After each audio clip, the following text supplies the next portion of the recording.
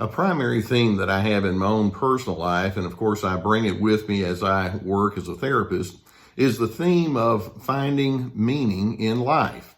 And my understanding of a meaningful life is anchored in things like knowing the essence of love and finding relationships where goodness and decency and dignity can be maintained and nurtured among one another, where we have a sense of harmonizing and connecting. In other words, relational connection is part of what brings a deep sense of meaning to most any person's sense of life. And there are other kind of characteristics too, like productivity and being conscientious and things of that nature.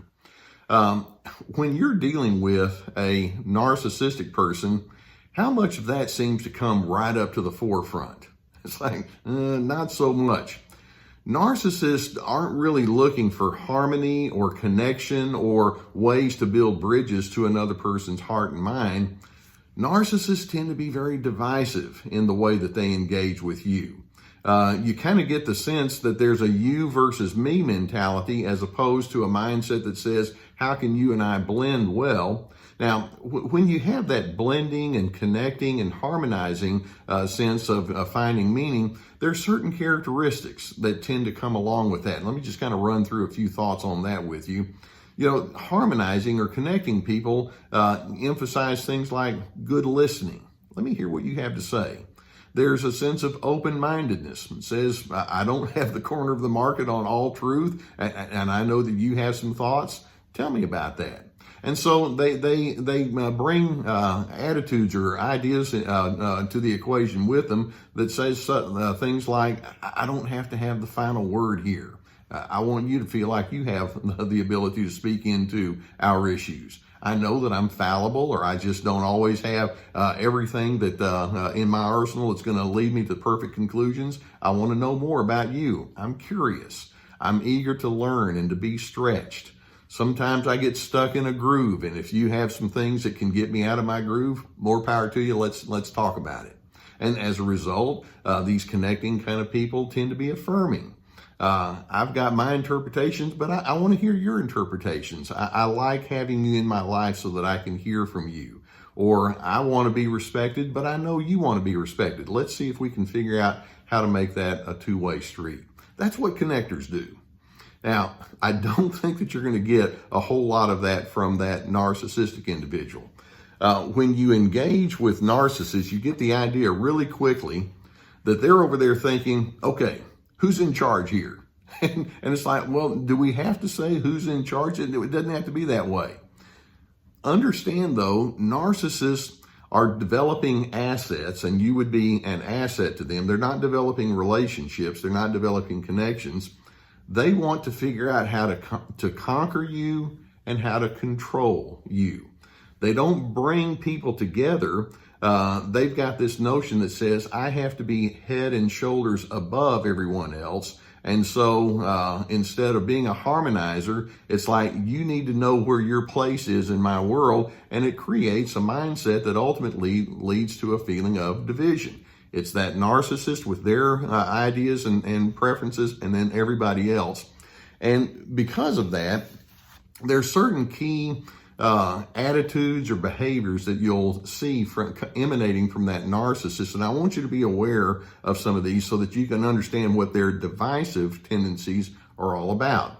And as I go through these, I want you to see if any of these sound very familiar in your world. And by the way, this can be with the person you live with. It can be with somebody you work with or extended family members, friendships. I mean, it's very broad. For example, one of the evidences of a person who's divisive is they insist upon compliance, but then they won't give you the same in reverse. It's like, no, you're supposed to do as I say, and they turn decisions into a hard, correct versus incorrect kind of a debate, actually. Or another evidence, and that is they tend to bicker with you about all sorts of trivial kinds of things. Sometimes it's just like, why are we even talking about this? But many times it's just like, nope, I've got my mindset on this and we're not going to go anywhere until we get this settled. And there's just not that sense of go along to get along. Another evidence of their divisiveness is they can just kind of be vague at times. It's sort of like they're communicating without words. I'm going to let you know about me only on a need-to-know basis. And so there's kind of a in versus out kind of a mentality that they bring with them in relationships. Another is many times they just offer mixed messages. Sometimes they seem to be as friendly as they can possibly be. Hey, I'm really in here for you. And then other times you get the sense that they think you're an idiot, you're stupid, what's wrong with you? And you never quite know where you stand with them. And it's almost as though that narcissist is thinking, good, I like keeping you off balance there because that way I stay in control. Or another divisive tactic that narcissists can use. Many times as they learn about your pluses and minuses, they'll garner all these facts about you and then talk about you behind your back to other individuals. And of course, they tend to leave out essential details, making themselves look good at your expense. And then later on, you find out that people are kind of looking at you like, hey, what's wrong with you? This person told me this. That's another divisive thing that they do. Or kind of a variation of that is what we refer to as triangulation. They'll speak to this person over here and they'll say something about you, and then they'll speak to you over here and they'll say something about them, and they can actually kind of pit the two of you against each other, and then they kind of pull back and say, let's watch this action over here. And they kind of get a kick out of something like that. It's rather devious, but that's part of their divisiveness.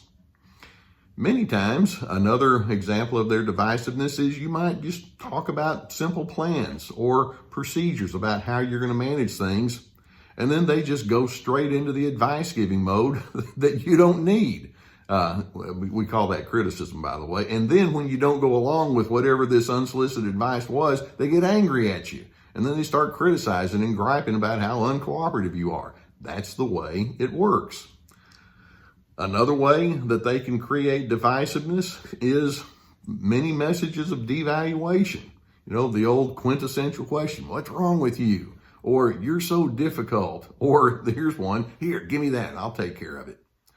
Sometimes you just kind of get the sense that you're just one statement or one behavior away from their rejection. You're always feeling like you're walking on eggshells around that person because they're such an offensive nature, it creates a defensiveness in you. Or another way that they may create a divisiveness is that they may show loyalty to you until something better comes along. It's like, yeah, I'll go along with your project here or this preference over there. And then you find out later on, well, something came up. I'll get back with you. That often is the way that they can work. Many times the divisive narcissist can smile to your face and then ridicule you behind your back. Or another variation of it is maybe they'll ridicule you straight to your face, and then when you seem to be upset or you have your feelings hurt, they may come back and say, hey, can't you take a joke? I'm just using a little sense of humor. And it's like, no, that wasn't humor, but they won't admit that. Often you feel like they're going to second guess whatever it is that you say or do. You got to get an idea of what I'm talking about. That you can be that person that says, I like to connect. I like to harmonize. I'm here for love and relationship. And then you have this narcissistic person over here that's like, oh no, it's conquer and divide. And always it's done so that they can be on the higher end. Let's keep in mind they have to be superior. They have to be in the high position. They can't see themselves as equal because equality allows you to kind of flow back and forth with a real sense of mutual regard. It's like, no, they don't do stuff like that. Now, there's one really big response that people often have when they are in the presence of this divisive form of interaction with that narcissist. And that is, I can't believe you're doing this. And you have kind of a sense of shock. Man, why do they act this way? You know, what would cause somebody to treat me in this kind of way? Pause right there. How many times does this happen? Well, they've been doing it for as long as I've known them. Right. And today is going to be the next day when it's probably going to happen. And tomorrow's not looking much better. You're going to need to drop your shock.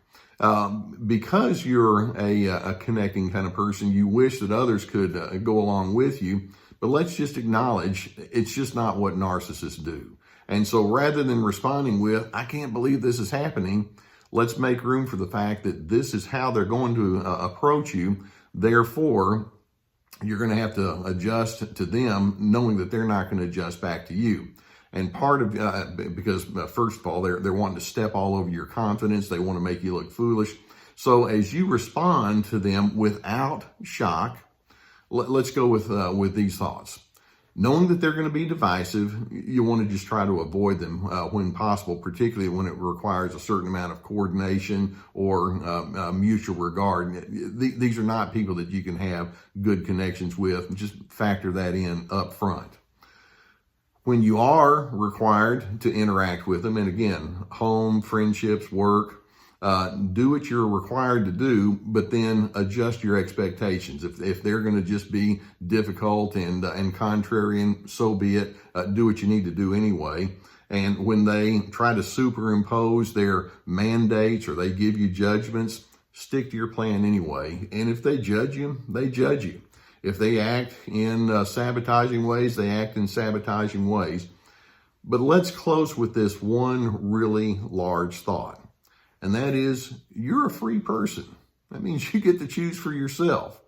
And you have your own unique instincts and preferences and priorities. So why don't we just say, lean into your own decency.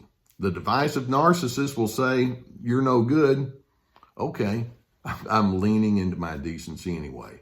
That is the beginning point of your healthiness. You'd like for them to join you, but in the event that they don't, you've got goodness on the inside of you that becomes part of your internal anchor. Now, I do hope that you get benefit from videos such as this, and if you've not already done so, I would encourage you to go below and hit that subscribe button. We have other resources, my survivingnarcissism.tv website, the drlescarter.com website. Many times when you're hearing things that of what we talk about here, it stirs up things that you might want to talk about with a licensed professional counselor. And in this day and age, many people are wanting to do it online. I've vetted a group, and we have a link below that will allow you to find access to online counseling that could be very beneficial for you. And I'd encourage you to do that if it's necessary. In addition, we have my online video workshops and my books and even coffee mugs. So just know that divisive person wants to rattle you. They want to get you off your game. So that being the case, I'm hoping that you can lean into your decency, your own internal steadiness, and as you know of yourself to be, as you know yourself to be that harmonizer, allow your goodness to be what carries you as you engage with the people in front of you. It's kind of hard to argue against something as decent as that.